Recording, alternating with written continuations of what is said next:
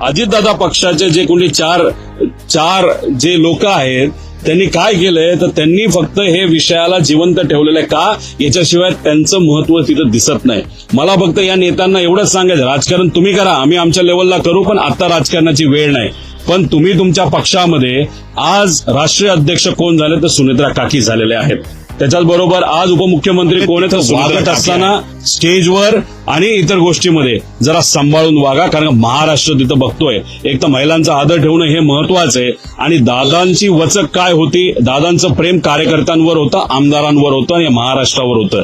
पण या नेते आहेत त्यांच्या वचक तर नक्कीच दादांचा तिथं होता. अहो काल आम्ही बघत असताना किती वाईट वाटलं. जायला जागा सुद्धा कुठं द्यायची तर ते नेते तिथे ठरवणार. कोणीतरी नेता काकींच्या खांद्यावर हात ठेवतो, कोणीतरी ओढतं, कोणी काय करतं. म्हणजे हे बघून महाराष्ट्राची जनता आम्हाला ह्या गोष्टी वाटत नाही. आता तुम्ही ह्याच्यात आम्ही राजकारण करतोय असं म्हणतोय, तुम्ही राजकारणाचा मुद्दा काढला म्हणून आता आम्ही भावनिक मुद्दा काढतो. त्यामुळे आमच्या काकींचा जो आदर आहे, कारण काकी मोठ्या नेत्या आहेत, त्या नक्कीच खूप चांगलं काम अजितदादांचं काम सारखं काम करतील असा आम्हाला विश्वास आहे. पण जरा सांभाळून वागा आणि सांभाळून त्या ठिकाणी बोला, एवढंच या ठिकाणी सांगतो.